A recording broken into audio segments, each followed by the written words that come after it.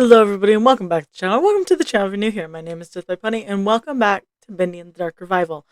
Firstly, I'm going to start off with the fact I recorded this months ago. I'm in school. I work a full-time job. I record months in advance. And when I recorded months in advance, I forgot to record the intro for this specific video. So this is just going through the archives, reading you all the descriptions there. There's no more gameplay. Obviously, we finished this. That's the other video posting today. But this is just kind of a fun little bonus thing if you want to see what was in the archives. So without further ado, let's hop in. It's a good game. I have to go back and play it again to get a couple achievements. Oh, what's this?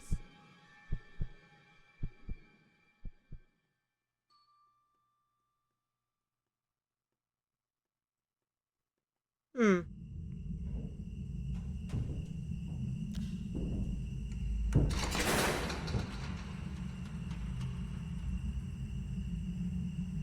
Oh.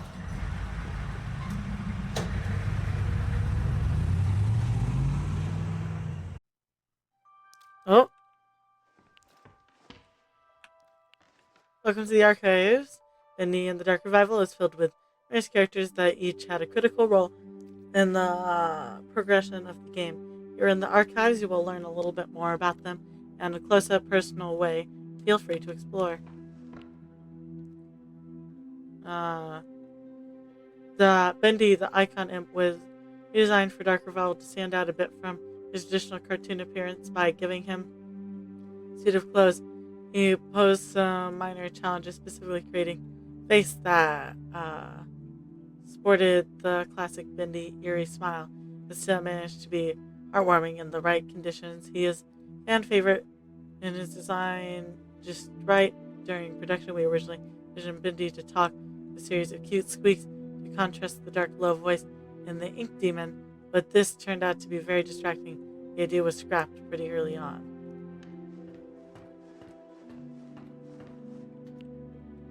Listen was a different character to balance. At first, the player are personally led to believe he is one-note character, obviously evil with over-the-top villain personality, but as the story progresses, we see other sides of the character, and the player becomes muddled with who this man really is.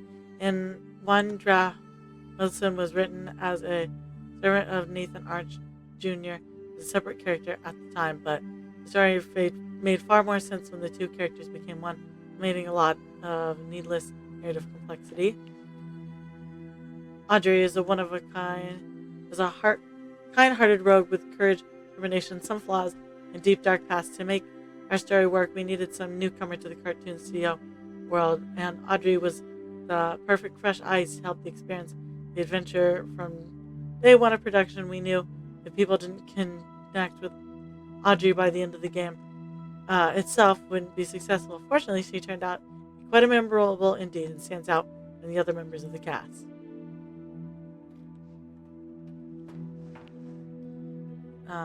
Gent portion stolen by Joey Drew, retrieved by Archgate, once again reclaimed by Gent, the Ink Machine's next adventure and mystery. The world of Dark Revival became more complex and established. We realized the Ink Demon design needed a complete rethink to match the new tone. Previous version of his appearance looked absolutely silly when placed in the world alongside other characters. No amount of key music or screen effects could conceal how out of place he looked. The Ink Demon needed to look different than everything else in the world and show a natural progression of the Ink Demon's evolution as Wilson held the cycle in place. Beast Bendy, returning for the climax of Dark Revival, Beast Bendy also was revisited with the mindset of making him far more powerful and beast-like. Traditionally, in most horror games, they tend to build to a point where the main villain becomes a final form monster, final boss. They're practically a trope. Idea, what if you got to play as the final form instead? Huh.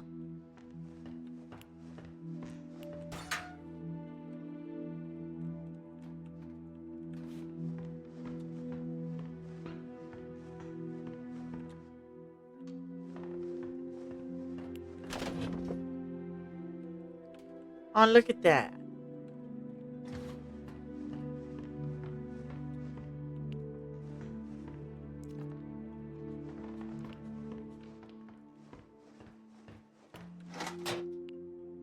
Harold, too much dry air, not enough fish food.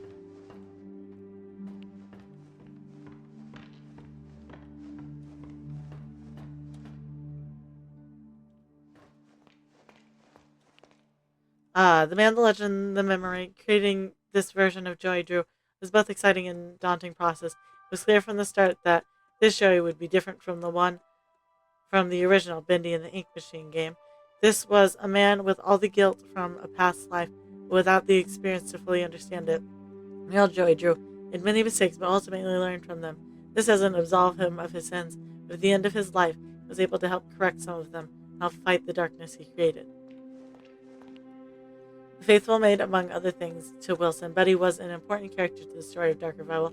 As a failed experiment and someone relatively new to the cartoon studio, she was able to give a somewhat different point of view of the state of the world. We have purposely left it unclear if Betty was in on Wilson's plot to harvest Audrey or if she was just a bystander behind her mask. There are still answers to be found.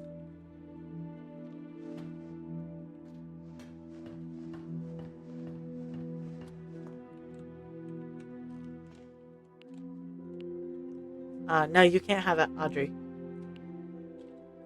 Nathan Arch was everything Joy Drew wasn't. He worked hard, built up from nothing, and never compromised his integrity. Joey had big dreams, but Nathan accomplished his own dreams. He and his wife Teresa raised a son with as much love and care as they could, despite Nathan's career pressure. Sadly, his son did not share Nathan's natural talent for business and enterprise. The unknown daughter of an animation pioneer, Audrey had blocked out the memory of her past after losing her father. This role in her life was not over. Talented animator and artist, her skills landed her a job at the Archgate.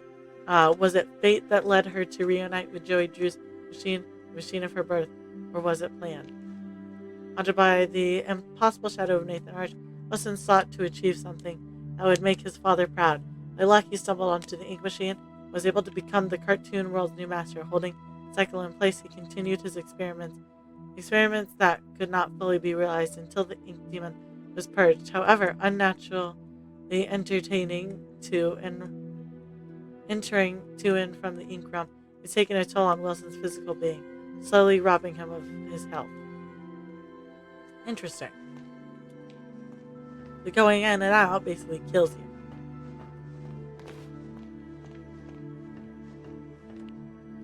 There's a psycho breaker, Henry Stein, is just a man who lost his purpose years ago. Once fueled with finding a way to escape the tortures of the ink demon, finding his way home to his wife, Henry is now left with the cold reality of being a recreation of the person he thought he was. Saved as a special surprise for fans, Bendy and the Ink Machine game, Henry was strictly omitted from all public discussion of the character during the entire production, which spanned several years, but Henry returned with a very satisfying face reveal. Reaching for another victory over the Ink Demon, Allison is always the voice of reason, a beacon of hope. Allison's destiny was carefully upgraded in the previous Bendy and the Ink Machine game to maintaining her personality, but with more fidelity. The purpose of meeting Allison so early in the campaign was to introduce the player to a familiar face. After the main introduction at the start, Allison was able to serve as a motivating force for Audrey until the true plot kicked in later. Tom is Allison's silent protector and the only Boris clone involved in the main story. Where is Boris the Wolf? Rumor has it that during the events of the game, Boris has experienced a dark survival story of his own. Fun.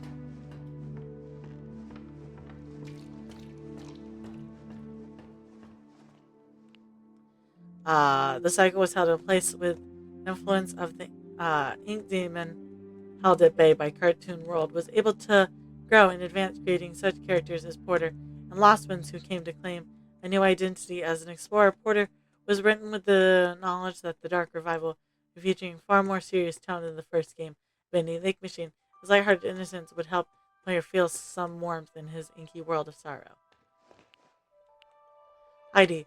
It is believed that Heidi has spent some time in the pit, a prison set up by Wilson to keep and the keepers. It is unclear why, but most likely she was able to access the place she shouldn't have. The experiment in the pit changed her as it does many, reverting her into a childlike state, longing for happiness again.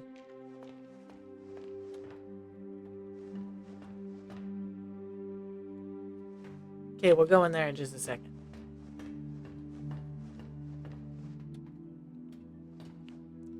The famous music composer in the studio, Sammy Lawrence, has originally had a slightly larger role in the story of Dark Revival, but the story already filled with so many characters, making them all play meaningful parts became a challenge. It was ultimately sidelined in favor of telling more coherent storyline, although it is interesting to note that Sammy Lawrence appears to have mastered the flow ability of Bendy and the machine long before Porter and Audrey could wield it.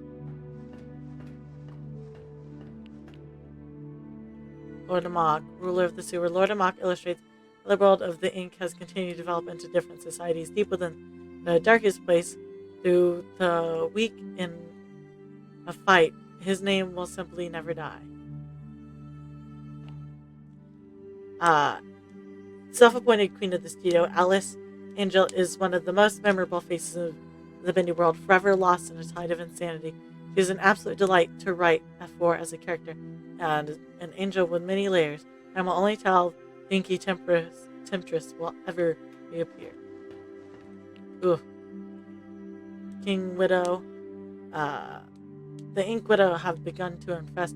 The light grows dark, and their king, the biggest and most feared, will only emerge from the nest when its young are threatened. Ship Ahoy Dudley. The demented invention of Wilson, created to serve the dual purpose of dethroning the Ink Demon cartoon world and also upstaging Joey Drew guise of Wilson's father, Nathan Arch. Neither of these happened. Ship Ahoy Dudley is the mysterious sailor with his own eerie grin similar to that of Bendy, along with his sidekick Crackle the Crab. It is unknown just what kind of cartoon adventures they would have had together. Lurker. Lurker, or Steve as he began to be known, was originally created as a brute-type enemy that had free roam the way lost ones do, but ultimately felt unnecessary as the random ink demon encounters already filled the role of putting the player on edge while exploring previous traveled locations. In the end, the Lurker found a much better calling as an unlikely ally, effectively expanding him into more than just a typical enemy. Aw, I can't run in here. I keep forgetting. Keep trying.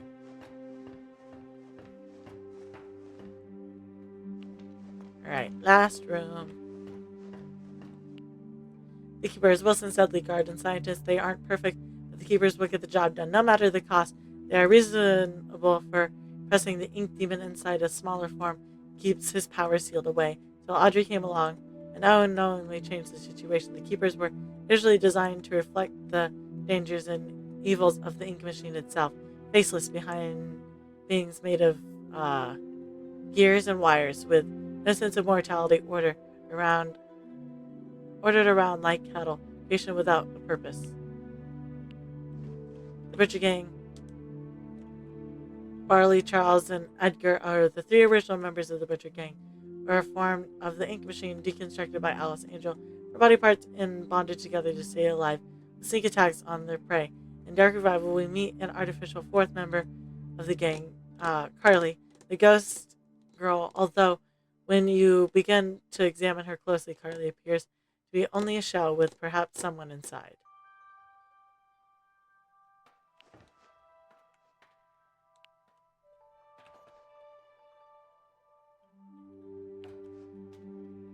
I pretty much avoided them in this one to the best of my abilities.